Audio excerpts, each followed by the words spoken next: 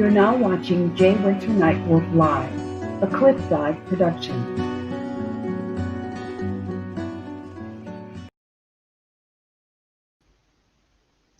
OCO and greetings. I'm Jay Winter Nightwolf, and this is Jay Winter Nightwolf Live, Indigenous Peoples Reality Media.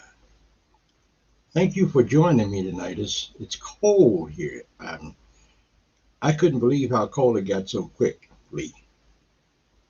But I have a special guest tonight who's been a friend for, I'd say maybe 20 years or more. Yeah, it's got to be somewhere like that. He's my brother and good friend, Michael BUCHER. And Michael BUCHER is a Cherokee singer and songwriter who has been taught from an early age the stories, the language, hardships, and strengths of his people. With the words and music of his award-winning songs, Michael BUCHER hopes to teach, heal, and bring awareness to everyone who hears them that we as a human family are all connected. So I am going to talk to my brother now. Michael, how are you? I'm good, Jay. Good to see you. You too, man. It's been too long. You know that, right? It sure has. It sure has. So after COVID, you know what we got to do, right? I do. So, Michael, how have you been? It'll be good. Yeah, how have you been? What have you been up to? I've been fine, actually. What I've been up to, my wife and I, we celebrated our 49th anniversary, and just living life. She just recently retired, and just last week, actually. And yeah, we're just sitting here living a dream, I guess, as they say. But yeah, so not been up to much with COVID. COVID's kind of locked everything down. So exactly. Michael, we've known each other a very long time, and I've always known that you personally have been very much involved in the plight of our people here in the United States. What do you see for Native people? You know, we got this crazy administration going out of the White House. Some folks want to call it the big house. And now we've got another person coming in, Joe Biden. Our people have suffered for a very long time, you know. But like black people and everybody else, for white people under this administration, none of us have done well. None of us have fared well. What are your thoughts?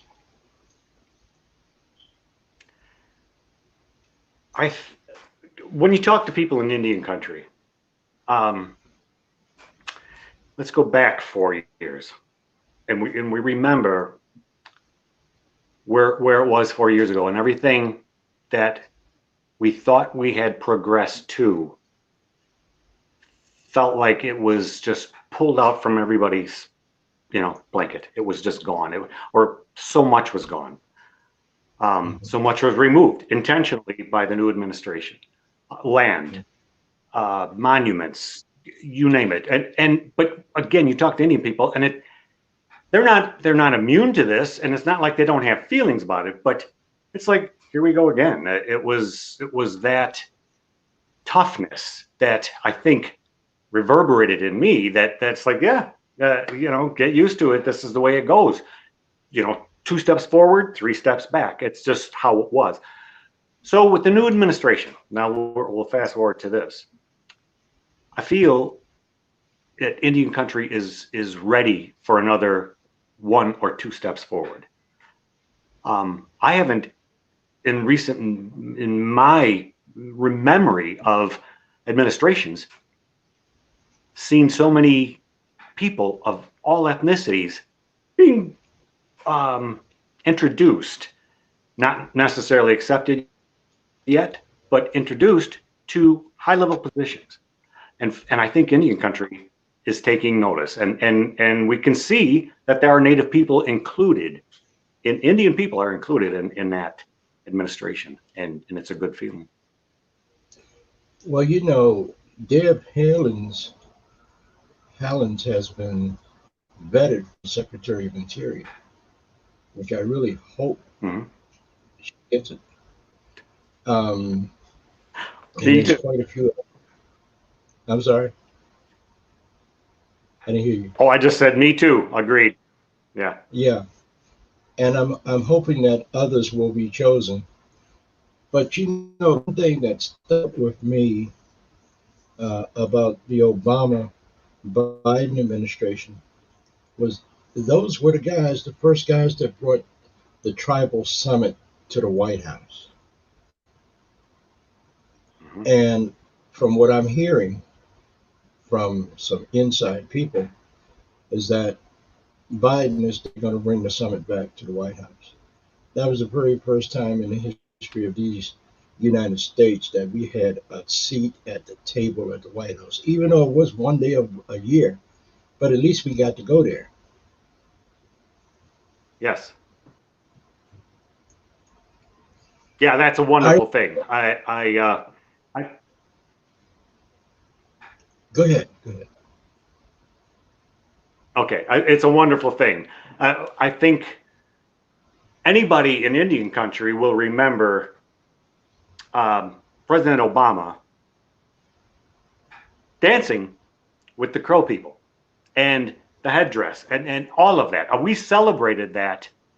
It was immense. It was absolutely immense to be recognized with dignity, with honor, and with respect.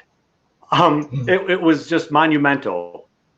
And so I really do believe that's where we're heading in the future, in the current or the future administration. I remember when Obama went out to the Pine Ridge and all of those pictures of him with those little children on his knee, you know, that was so wonderful to see that finally somebody, the head of the United States of America, had the audacity, as he would always say, to visit Indian country in a good way. And that did a lot for me inside. I agree 100%. The audacity. That was a good word, Jay. Awesome word, because that's how it was viewed. Absolutely. That's how it was viewed. How dare you do something like that? And that's the hope for the future, man, that we can, that the new administration will acknowledge and hold us up again, hold everybody up. It's all of us, all minorities, everybody gets held up. That's the way it should be. I mean, we're such a diverse country as it is. It should be normal to think that way. But like you said, how dare you have the audacity to think that way? So I think we're going in the right direction. I stop and I think about how our people, Native people, have been all but forgotten. And you wrote a song that just took me over the moon when I first heard it. Don't forget about me. Okay, I'm going to ask you a favor. Do you have your guitar close by? I do. You got that Martin sitting over there? Well, it's not a Martin, it's a Takamine, man. But to me, it sounds like a Martin. So yeah, I'm good with it.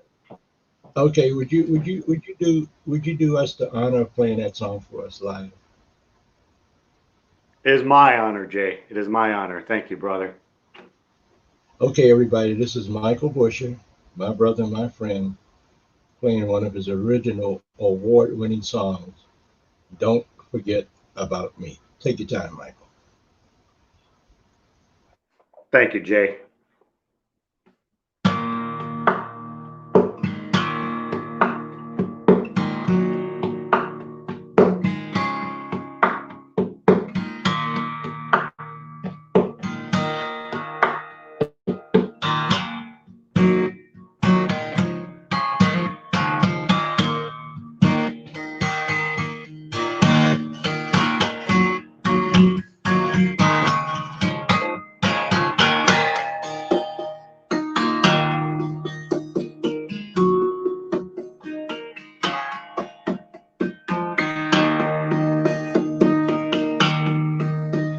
I'm the one who is painted on the rock in the desert song.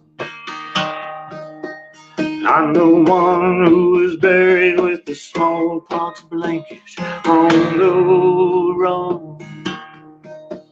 I'm the one who has built my burial mound for all to see. Never dreaming that the grave robber's prize would be me. Don't forget about me, I'm the voice singing in your head. Don't forget about me, I told the stories that you have. Don't forget about me, take notice of all they do.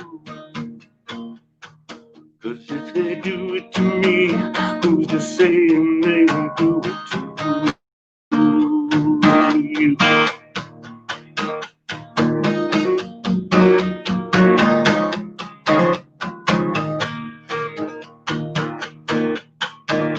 I'm the one who is buried with my heart at wounded knee. I'm the one who is tossed in the ditch on the trail of tears.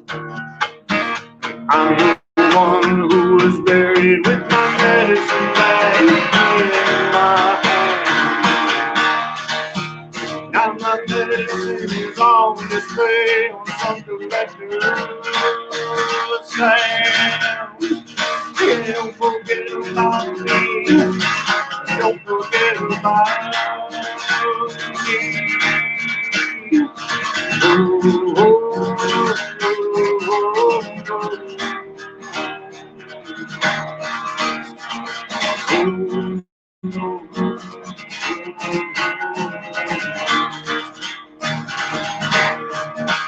I'm the one who's seen all the genocide firsthand.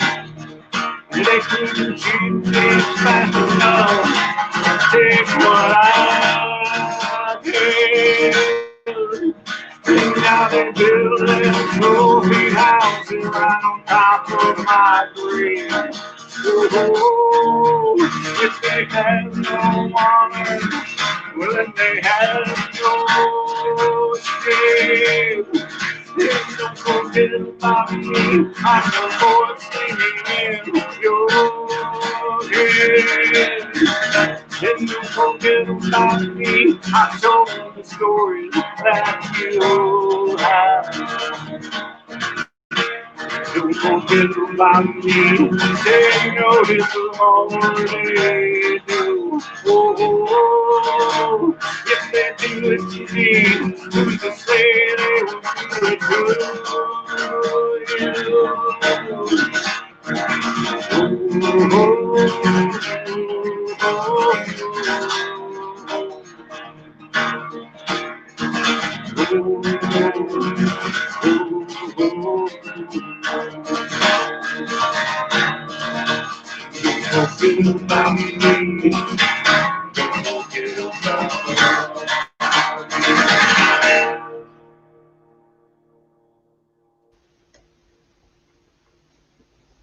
Thank you, Michael.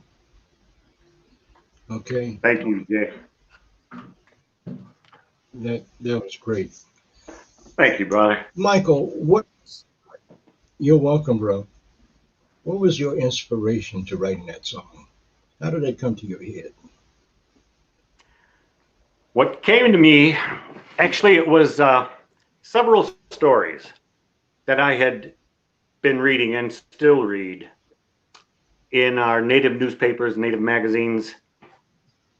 And what started it was a whole line of petroglyphs and rock paintings, carvings, had been blown off the face of the mountain by a high-powered rifle. And then the rest were covered with, they shot with paintballs, just gone. They were completely ruined. And these are parts of Indian history that are gone. They're completely gone. Will never to be had again.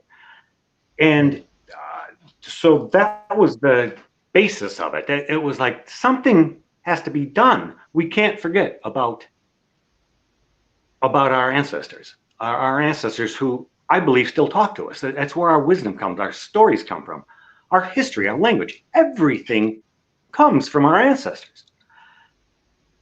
And we can't forget that. We can't forget when we see that in our native newspapers and magazines of a petroglyph that's ruined. We can't forget that. We can't take it lightly. We have to do something. When we see our burial mounds, our Indian burial mounds are, this is fact, I'm not exaggerating, anybody can look it up. 75% of Indian burial mounds and grave sites have been desecrated. Now, there's no one, I don't care what ethnicity or what religion, anything that you are, would like, I don't even know what the right adjective is or adverb, to have your family's cemetery dug up by looters, by people who are just looking for paraphernalia or trophies that they're looking for. And so all of that, it was such a huge ball of, I want to say anger, but it was anger, compassion, but remembering our ancestors and not to forget. And if we can do that, I think we can then educate. And when I play that song live, I explain that. And I can't tell you how many responses I get from people who say, I never looked at it that way. If somebody were to dig up my grandfather's cemetery, or my, the cemetery, my grave site, or my grandfather's, or whoever, that's when they start understanding. When you put it on their terms, what, a term that they can grasp, and that's what helped. Well, Michael, you've been to Maryland and DC. You've appeared here quite a few times, and I know you are familiar with the Piscataway people of Maryland. Yeah. The Chief Billy Tyack, who I call Uncle Billy, is a very, very close friend of mine. And I asked him, we got to talking about grave robbers, robbing native graves. He said, well, you know what, Nightwolf, I tell you what we should do. I said, what's that? He said, we need to go and dig up their graves and let them know that we're going to dig up their graves. I said, well, how are we going to justify it? He said, well, I want to go dig their graves up and make sure that they really had syphilis. I said, what? He said, yeah, because that was one of the major killers of our people, along with other dirty stuff that he brought over here, was venereal diseases, because we had no immunity to any of those diseases, common colds, the flu, or anything. We didn't know anything about that. He said, that is what the European invaders brought here. So, let's serve them some of their own medicine. Let's go dig up their graves. Yeah, that's a eye for an eye type thing. But again, you know what would happen? We would get caught, and then we'd be in jail. Yeah, but they can go and do it to us with impunity. How about that? That's the problem. Yeah, I totally agree. Totally agree. Michael, you have been fighting for native rights for years. And I'm going to ask you some questions. Water is life. Your feelings on that one. And the DAPL pipeline. What are your thoughts on that? A lot. I have probably more time than we have to talk tonight, but I'll try and keep it as brief as I can. This is a Michael Busher interview. You got the floor.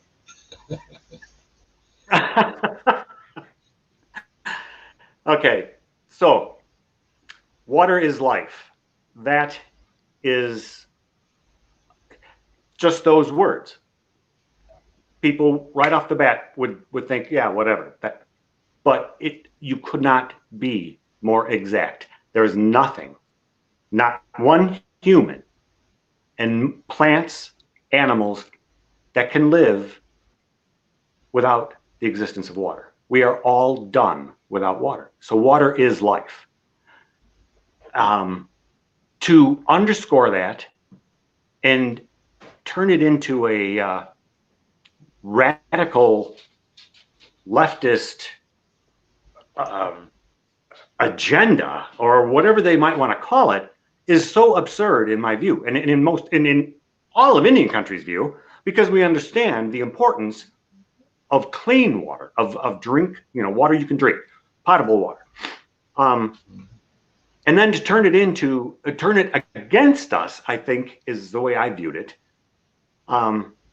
When I said 4 years ago, when we first started talking in this interview, I had said, go back 4 years. That's what I was talking about. Water is life. The whole pipeline issue. What is the first thing that happened when, within 2 days after the administration took over, pipeline was going through, period. Get out of the way. We don't give a damn about your grave sites. We don't give which they did. The Indian people told them, you're coming straight across our grave sites. It was bulldoze away, go for it, and then they did. They hit them. Seemed not to matter to anybody except to us. And of course, I had to write a song about that. Well, I wrote a song about water, and I wrote a song called Let It Rain, which was my song, my protest song to the pipeline. And it's such a, I don't know, it's a travesty, but yes, to say they're going to, reverse all of that, it's not going to happen. Okay, Michael, would you like to play that song? And before you play that song, Michael, I need you to give us a website or an email address or something, so that folks that are listening to this and this music and watching this presentation today could possibly get your music. So what is your website, or what is your email address? Yeah, I actually, let's go back again. In 2015, January of 2015, I had a table saw accident, and I lost a lot of fingers on my right hand. So I stopped because I had no idea where the future was going to go musically or anywhere else. Not in my music, my life, everything was turned completely upside down. So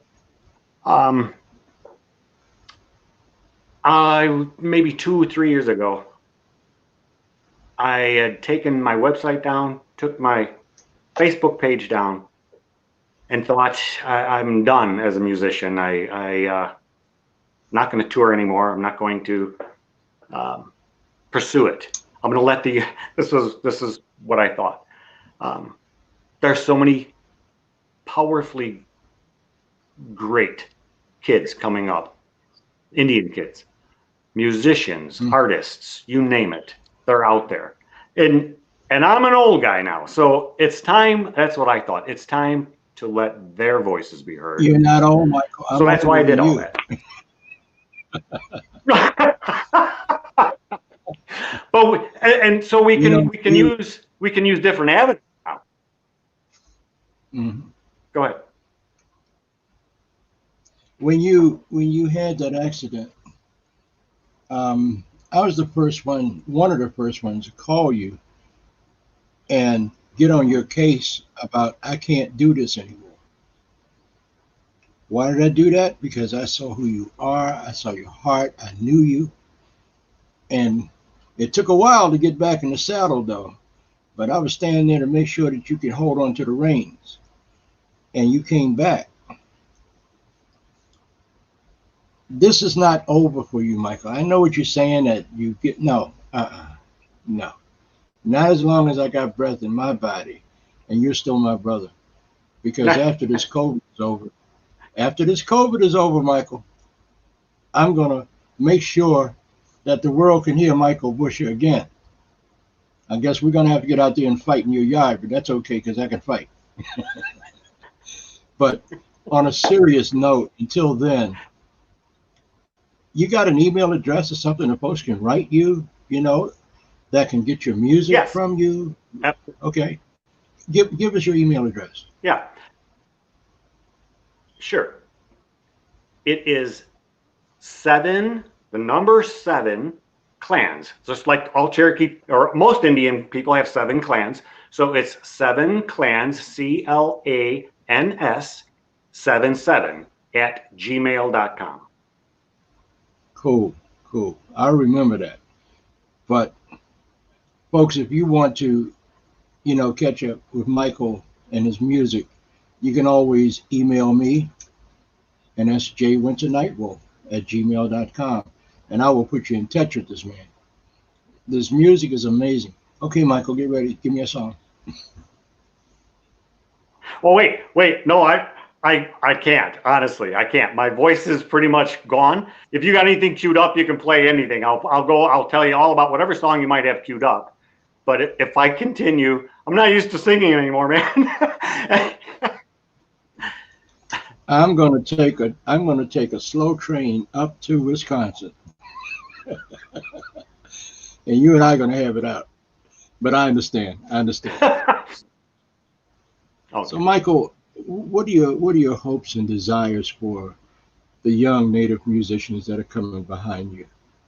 What do you see, and what should they be writing songs about?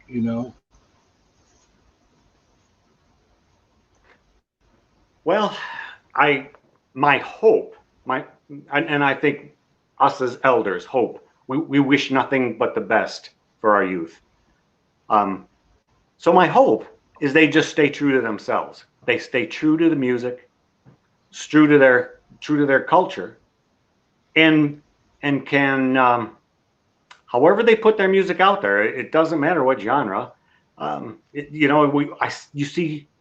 We all see in any country so many genres that are blues, R&B, country, hip hop.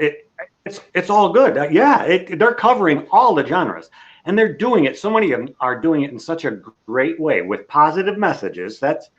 I like positive messages, or at least something that will end positively. The song might start out dark, but what hopefully ends positive, uplifting. To let others know, hey, we've been through the mud, we've been dragged through it. Just even though they're young, we all know Indian country. You get dragged through the mud early, but you stand up, you shake it off, and you continue. And so if they can help even the younger generations, the kids, the small kids coming up, and be an inspiration, everything that I hope for them, the positivity, the inspirations, they're doing it. I mean, you can look across the board, like I said, all the different genres. It's wonderful to see so many kids. I don't want to name drop, but there's a lot of good dancers, hoop dancers. They're all across everything. It's just wonderful to see. Powwow, they're still carrying on everything. That's my message, but and my hope anyway. But they're following the message. I do believe they're doing very well. You had an opportunity to travel all over Indian country when you were out there with your music. What are some of the most memorable places that you went to, and some of the people that you met there? You want to talk about? Share that with us, bro. Sure. Yep. There's a couple that stand out in my mind. Not early on. I was already into my music, was doing pretty well. I had already gotten kind of into the main part of the music business, and I was playing Indian Summer Festival in Milwaukee, It's the largest native or Indian festival this side of the Mississippi. It's huge. It's huge in Milwaukee. Oh, it's wonderful. It's when I say it's huge, I mean it encompasses a large piece of real estate right along Lake Michigan. So, Right. and there's vendors, there's 3 stages of music. It's a great place. Okay, so I'm there and I'm playing and I'm doing my last song, which is You're Not Alone. And I looked up and people are singing with me. And that was when my moment, that was in my heart.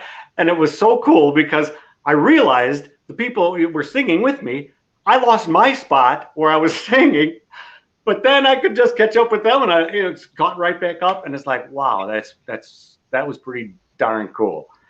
But then the second one was the inaugural ball.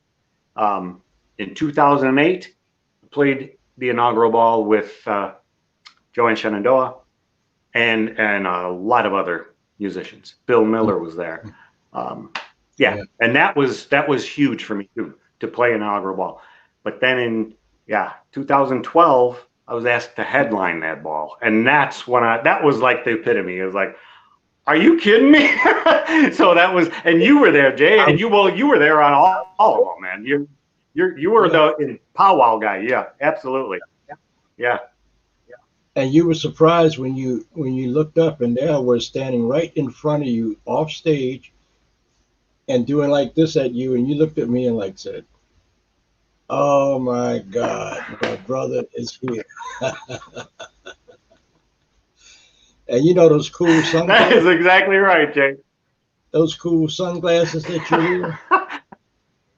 I know you wonder what happened to that pair you had it when you came to visit me at my house. I got them. You left mine now. I've got more. Yeah, I know. Michael, let's go to one other subject that is really dear to my heart. Our young people coming up behind us, education.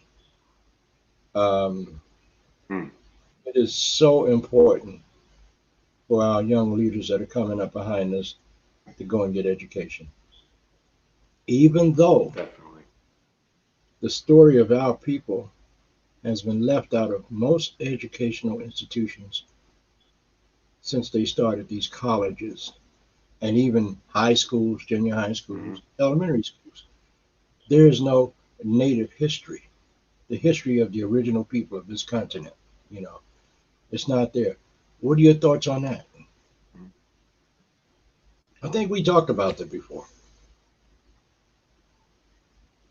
We did. It's a sad truth is what it is, but it is the truth. And I don't even know where to begin, because I can't imagine that they are suddenly going to start writing new history books that will include the real truth and the real history, the real massacres, the real inhumanity, the reality of what really happened. It is so shocking.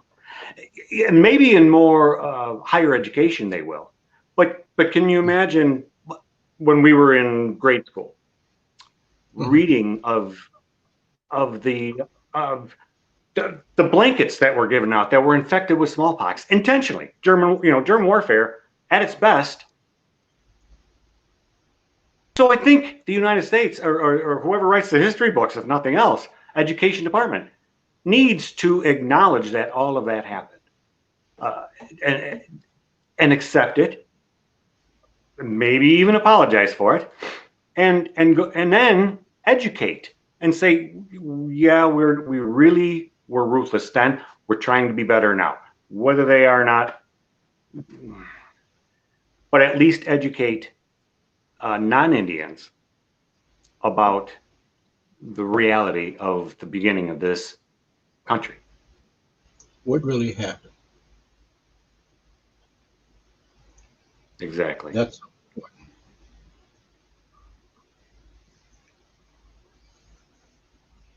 Well, Yes, Michael, it is. and you know, it's very hard for guys and women our ages that are Native people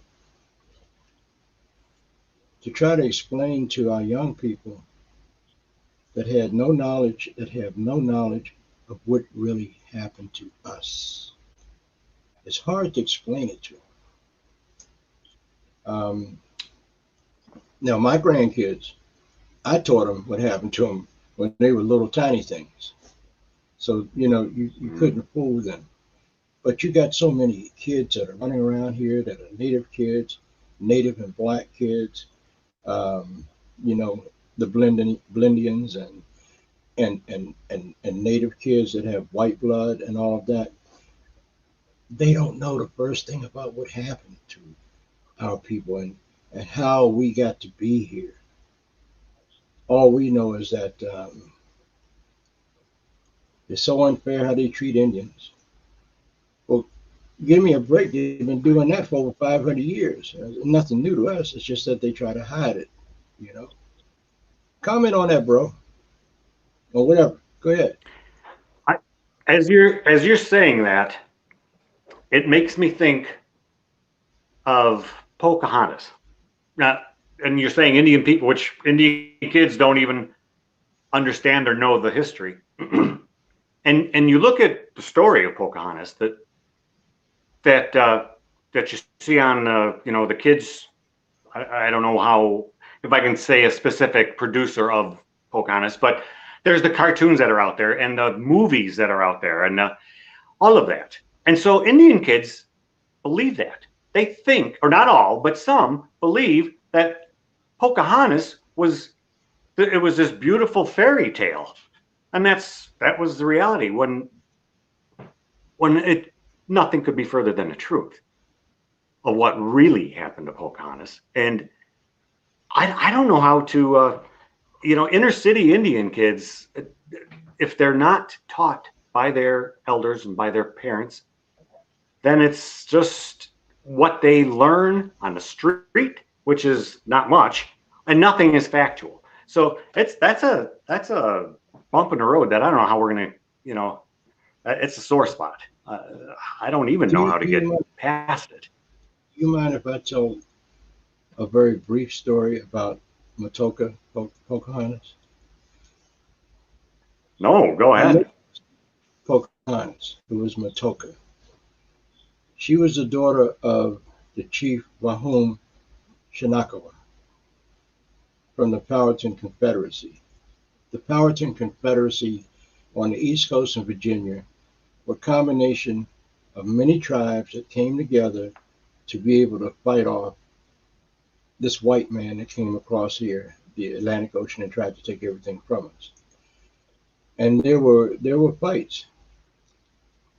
Wahum Shinakawa had captured quite a few of these white colonizers, and they captured Matoka, aka Pocahontas, and held her hostage for their brothers. Well, they went to him and said, look, you know, we got your daughter. So if you want her back, you have to release our men. He said, okay, not a problem. He kept his end of the bargain, but they did not. They took her out on the boat, the big ship they were on, far enough out that nobody could see the boat from land. And all of those sailors on that boat had their way with her sexually. That's the true story. And there's a lot more to it. She ended up marrying one of those guys and going to Europe. And when she died, they didn't bring her back here. They buried her somewhere in England. But that truth, you never will hear it anywhere else. And Michael, you know, a lot of us are talking about racism, white supremacy. That's become a vocabulary phrase that's being used so often. And I want to know, Michael, has there been any racism towards you in the music industry, in your career in the music industry? Honestly, none that I have witnessed. And I think the reason being, my music is focused in Indian country, so I'm playing for Indian people. Now, the larger venues, like I had mentioned, Indian Summerfest in Milwaukee, they have it's hundreds of thousands of people that come in there. But the people who come there, the non-native people, non-Indian people who come in there, are appreciative. They're not racist. They come to learn. They come to appreciate, and they come year after year for that reason. So no, I cannot say that I've ever met any form of racism in that circle, the circle that I was in. As a performer, or anything, there was always respect. So yeah, luckily that worked. I got two people that I see them on the screen. They're saying hello to you and I, Manuel Rodriguez and Wes Coleman. We acknowledge you guys. Thanks for watching tonight. So Michael, hey Manny, I remember Manny, absolutely. Yeah. So anyway, Michael, we've got like maybe 7 or 8 minutes left. And give your email address again where people can get in touch with you. And any closing thoughts that you may have. And I want to let you know, bro, you will be back. Okay? So this is not a one-time interview. I'm not playing this.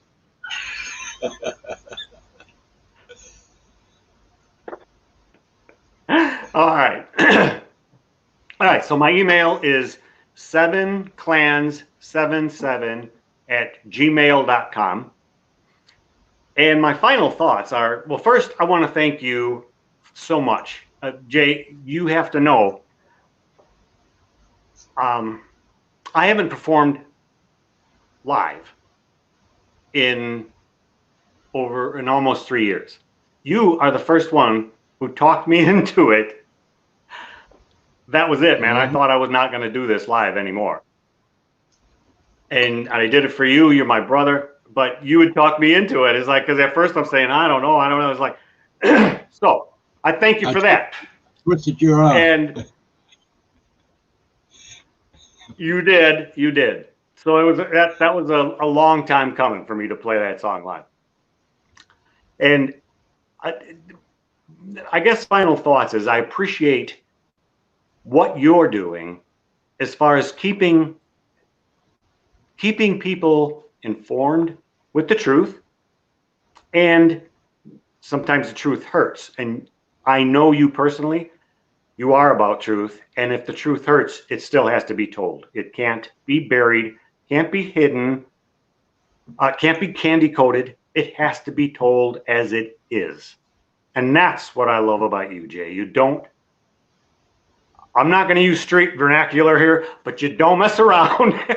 and you nail it, man.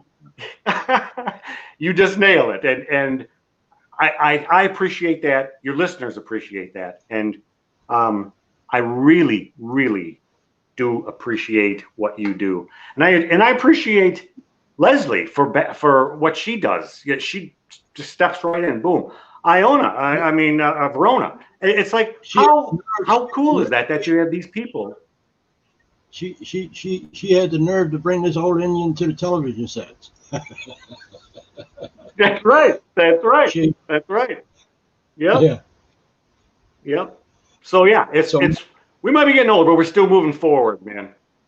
You got that right. As long as I can put one in front of the other, I'm still going. I got a. That's right. Somebody bought me a sweatshirt. It's got a big old bad wolf on the front of it. And it says, before you go any further, this is not the day and I am not the one. Sounds familiar, right? Yes, it does. I'll find out where this shirt came from, and I'm gonna get you one, bro. And I'm gonna say, this is not the day, and I ain't the one. Yeah, I love it, man. I love it. Michael, I love you, man, and let's talk again, real. Well, I got your telephone number again, so I will be talking to you real soon. You don't answer the phone, I'm gonna walk to Wisconsin from Washington D.C. and find out what the problem is. All right. Sounds good. Sounds good, Jay. Okay, we'll talk to you again, Michael. Take care. All right. Thank you, Jay. Wado, brother. Wado, Danada, go ahí. That was one of my very, very good and close friends for years. Um, when he came out with his first album, when I was on a radio station, I introduced his music to the world. When his second CD came out, I introduced his music to the world. When his third CD came out, he told me, I don't want anybody ever, as long as you're living and you're talking, to introduce my music to the world but you. So when all you can do is tell the truth, that's all you can do. Just tell the truth.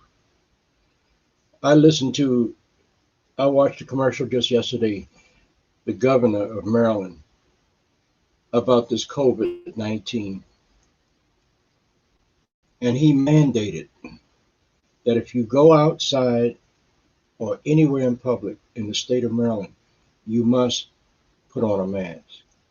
And his final words after he gave his spiel was, just wear the damn mask. I don't know if any of you out here in television land had the experience that I had at the beginning of this COVID virus. My baby sister, the day before she turned 65, died from COVID. I have a host of people that I know personally that are no longer here. If you go outside, just wear the damn mask. What's the problem? Do you care about only yourself? You don't wear the mask, that tells me you don't care about yourself, because you can get that virus and it can kill you. Think about people around you, people that you say you love, people that you say you like, people that are associated with you on a daily basis. Wear the mask. That's not too much to ask of you. So please consider others when you step out of your house. Wear the mask. We as Indian people have had to deal with so much tragedy over the past 500 years.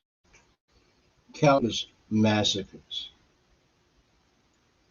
countless genocidal practices against us, the murder of our children, the stealing of our children, putting them in these boarding schools. And when they got there, they cut their hair, dressed them up in European clothing, and told them that if you speak your language, we will beat you. If you speak your language, we will wash your mouth out with soap. And the things that they did to our children in these boarding schools, these priests that ran these boarding schools, raped our little boys, raped our little girls. And they got the nerve to hold a cross up in front of you and tell you you must bow down to this. I don't think so. Sorry, ain't happening. They have polluted our waters. They have polluted more than water. They've polluted the land, the air.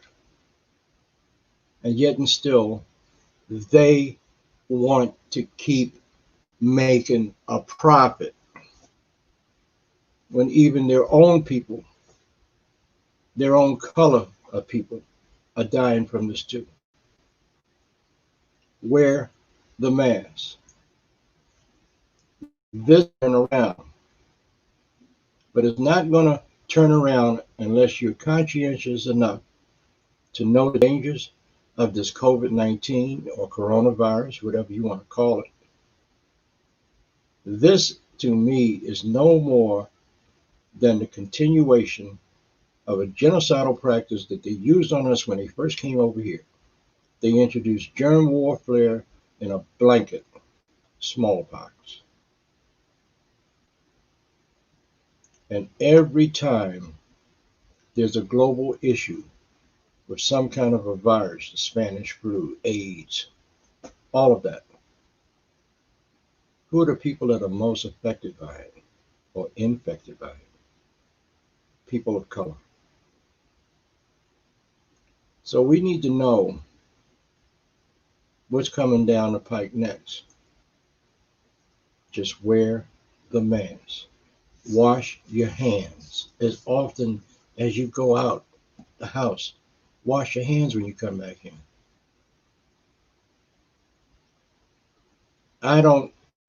We don't have advertised, but I will tell you this, and I hope I don't get in trouble for it. I got lots of cans of Lysol around my house. I come in, spray my clothes down. Spray your cell phone. These viruses and infections can live on surfaces. Be careful about who you let use your phone. Okay, so the lecture is over, and I'm stepping out of the pulpit. Until we talk again, remember this. Grandpa used to always say this.